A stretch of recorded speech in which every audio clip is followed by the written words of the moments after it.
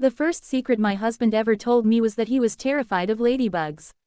It was our third date, and he confessed it over lukewarm pizza, his ears turning a shade of pink I would later come to recognize as his vulnerability color. I'd laughed, not unkindly, and squeezed his hand. Everyone's afraid of something, Mark, I'd said. My grandma was scared of balloons popping. It was endearing. It was human. It was a secret that built a bridge between us, not a wall. The secret he shared 20 years later, on a perfectly ordinary Tuesday, demolished the entire foundation of our life together. Mark and I were the couple people pointed to. The ones who had made it. We lived in a comfortable, 4-bedroom colonial in a quiet suburb of Chicago, the kind of place where the lawns are green and the SUVs are large. Our 2 children, Chloe, 17, and Liam, 15, were the center of our universe. Our lives were a carefully curated album of soccer games, school plays, summer vacations at Lake Michigan, and Saturday morning pancake breakfasts. I was a freelance graphic designer, working from a sunlit home office, and Mark was a partner at a respected architectural firm. We were partners, a team. Or so I believed. The Tuesday it happened was unremarkable. The air was crisp with the promise of autumn. I'd spent the day working on a logo for a new local coffee shop, the scent of the roast I'd brewed still clinging to the air. Mark was late, but that wasn't unusual. A client meeting, he'd texted. I'd reheated a lasagna and Chloe and Liam had already eaten, retreating to their respective digital worlds. I was scrolling through fabric samples for a reupholstery project when I heard his key in the lock. He came in not with his usual, "Honey, I'm home" call, but with a quiet click of the door and the soft thud of his briefcase being set down too carefully. I found him in the foyer, still in his overcoat, staring at his own reflection in the mirrored closet door as if he didn't recognize the man looking back. "Rough day?" I asked, coming up behind him and wrapping my arms around his waist, resting my cheek against the cool wool of his coat. He didn't lean into me. He stood rigid, a statue in the home we had built. He turned slowly, his face pale, his eyes holding a depth of turmoil I hadn't seen since his father passed away a decade ago. "Sarah," he said, and his voice was a hollow echo. "We need to talk." My mind, with the terrifying efficiency of a mother and wife, immediately began cataloging catastrophes. He'd lost his job. He was sick. One of the kids was in trouble. "What is it? What's wrong?" He walked past me into the living room, the room we'd painted together a cheerful buttermilk yellow. He didn't sit. He stood by the fireplace, his fingers tracing the edge of the mantel where our family photos stood frozen in time, smiling, happy, oblivious. "It's about, before," he began, his voice low and strained. "Before us." A cold knot tightened in my stomach. Before us was a foreign country. We'd met in college. Our history was our history. There was no dramatic ex-wife, no tragic lost love. His, before, was a blur of undergraduate parties and internships. "Okay," I said slowly, sinking onto the edge of the sofa. "Before us." He took a deep, shuddering breath, the kind you take before plunging into icy water. There's a child." The words hung in the air, simple, declarative, and utterly nonsensical. A child, like a lost umbrella or a forgotten book. "There's a child." "I'm sorry, what?" My voice was small, distant. "What do you mean, a child?" "A son," he clarified, his gaze fixed on a photo of Liam as a toddler. "I have a son. His name is Jacob. He's 19. The math was brutal and instantaneous. 19. Conceived when Mark was 22, a year after we started dating. A year into us. The room did not spin. It did not go dark. Instead, it became hyper-focused, unbearably sharp. I could see every individual thread in the Persian rug, every dust mote dancing in the last rays of the setting sun. The cheerful yellow of the walls now seemed garish, a mockery. "You have a son," I repeated, the words ash in my mouth. "For 19 years. He finally looked at me, and the raw, unvarnished shame in his eyes was like a physical blow. "His mother was a girl I knew senior year of college. Melanie. It was a fling. It ended badly. She found out she was pregnant after we'd broken up. She told me, but I didn't believe her. I thought it was a trick, a way to, I don't know, get back together or something. I was young and stupid and scared. I told her it wasn't mine. I cut her off. I deleted her number. I pretended it never happened." He had built a wall, brick by brick, of denial and cowardice, and on the other side of that wall, he had buried a living, breathing human being. And he had lived on this side, with me, building this beautiful, perfect life, for 19 years. And you never thought to mention this. My voice was dangerously calm. In 20 years of marriage. When I was pregnant with Chloe. With Liam. When we talked about our dreams for our family. It never once occurred to you to say, oh, by the way, Sarah, I might have another kid out there somewhere. I convinced myself it wasn't true, he whispered, sinking into the armchair opposite me, his body collapsing in on itself. After a while, it was easier to believe my own lie. She never contacted me again. I thought it was over. So, what changed? I asked, my hands clenched into fists in my lap. Why are you telling me this now, Mark? Why today? He looked down at his hands, the hands I had held through job interviews, through the births of our children, through sickness and health. She found me. Melanie. She emailed my work address a week ago. Jacob. He's been diagnosed with a rare genetic kidney disease. He needs a transplant. He's on the list, but it's a long wait. They've tested Melanie, and she's not a match. They're desperate. They need potential living donors. Family donors. The pieces clicked into place with a sickening finality. This wasn't a confession born of a guilty conscience. This was a necessity, a medical summons. So, you're telling me because you need to get tested, I said, the calm beginning to crack, revealing the fury and devastation beneath. You're telling me because this secret might literally be a matter of life and death for a son you've ignored for 2 decades. It's not just that, Sarah, I swear, he pleaded, his eyes begging for a understanding I could not muster. Getting the email, seeing his picture, he looks like my grandfather, Sarah. He has his smile. It all became real. The lie I've been living, it collapsed. I couldn't carry it for another second. I love you. I love our family. I had to tell you. You had to tell me. I stood up, my body trembling. You didn't have to tell me for 19 years. You chose not to. You chose to lie to me every single day of our marriage. You let me build a life with you based on a fundamental lie. Who are you? I don't even know who you are. I turned and walked out of the room.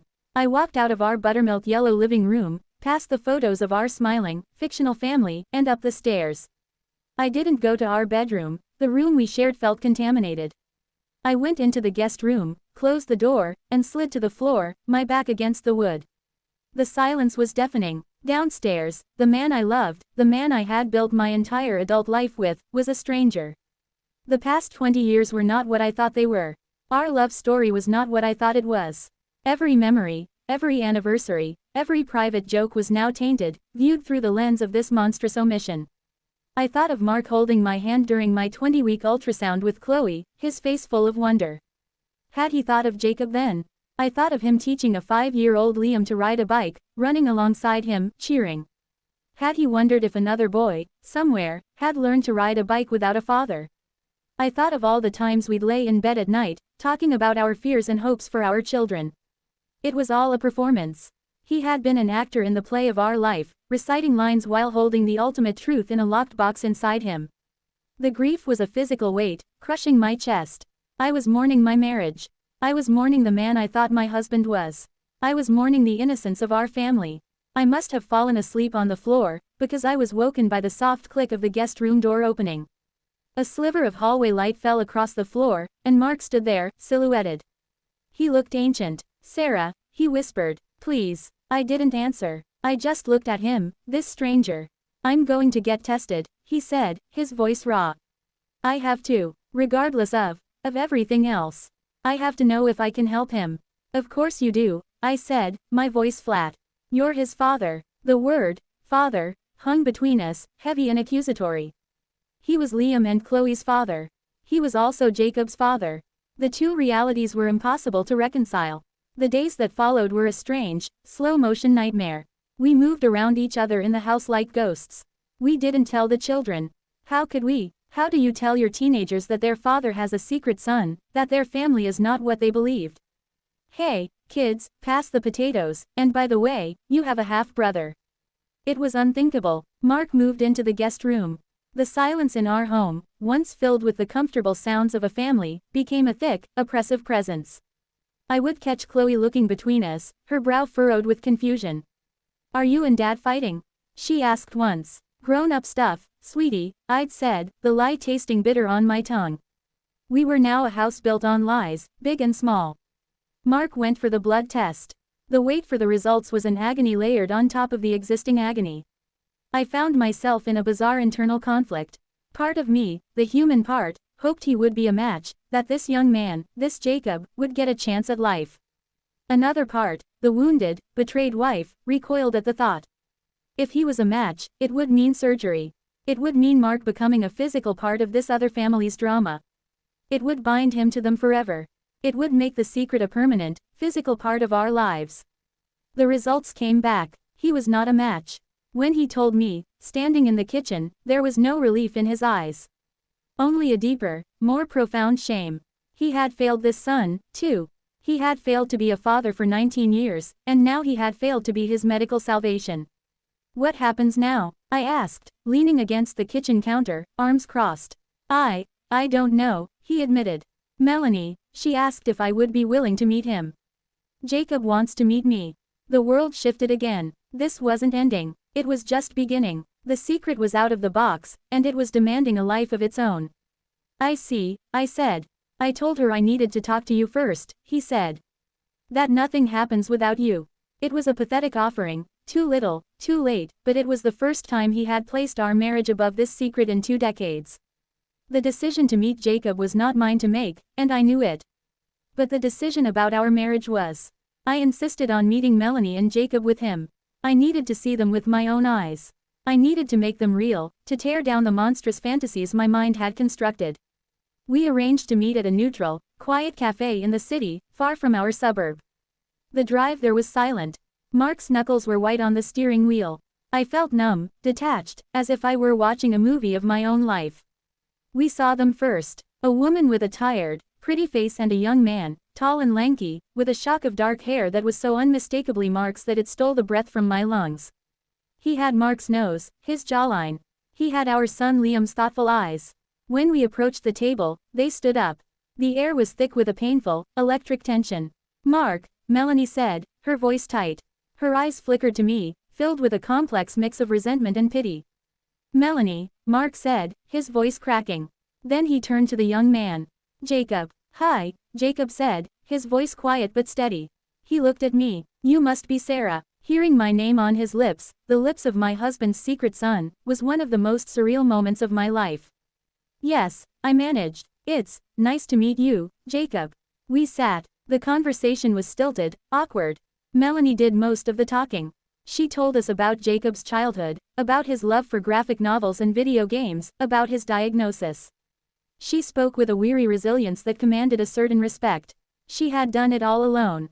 She had been the one in the delivery room, the one at the parent-teacher conferences, the one worrying through every childhood fever. She had carried the entire weight of this boy's life while Mark carried nothing. I watched Jacob. He was polite, reserved, but he watched Mark with an intense, hungry curiosity. He was studying the features of the father he had never known. I saw no anger in his eyes, just a profound, aching sadness. At one point, Mark asked him about his hopes for college. Jacob talked about wanting to study computer science, but that his illness had put things on hold. As he spoke, he used a gesture, a quick, dismissive flick of his hand, that was so quintessentially Mark that I felt the room tilt. This was not an abstract concept. This was a person, a young man formed from my husband's DNA, bearing his mannerisms, his smile, living a parallel life just outside the golden circle of our own. It was in that moment that the first, tiny, impossible seed of something other than rage began to sprout within me. It was compassion, not for Mark, but for Jacob.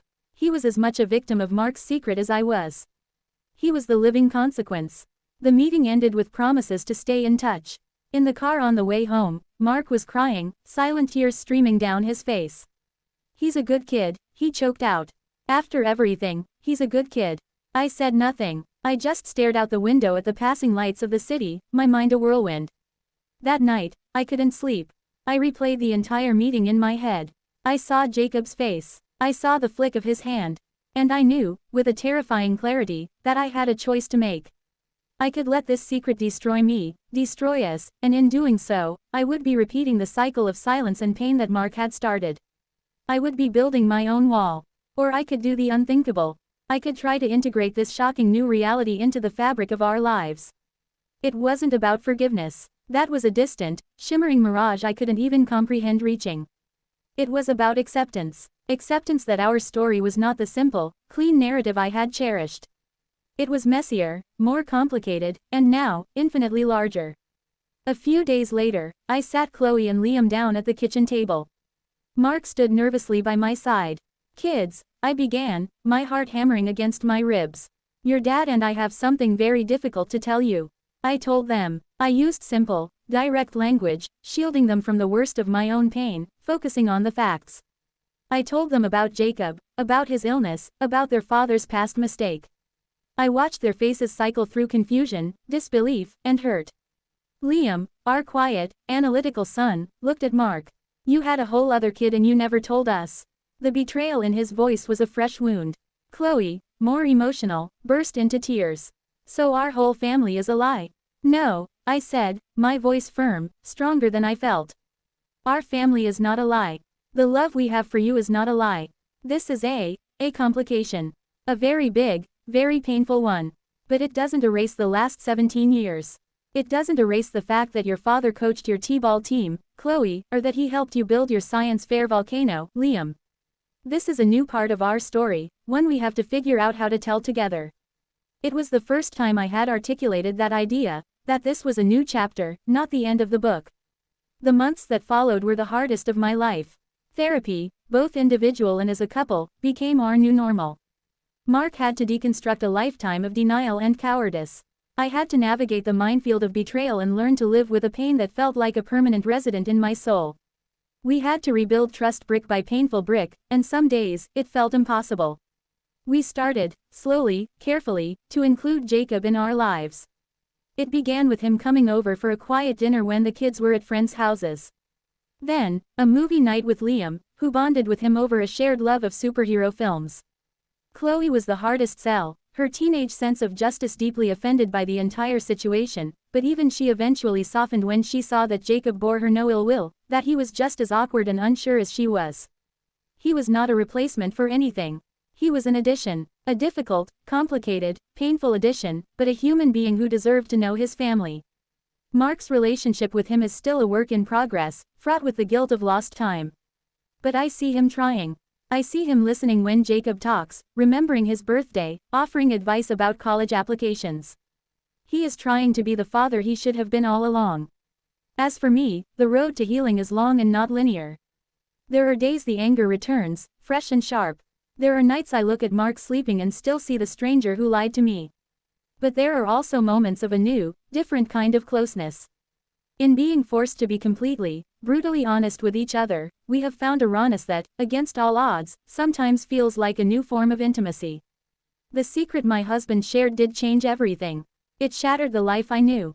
It broke my heart and my trust into a million pieces. But in the ruins of that old life, we are, slowly, painstakingly, building something new.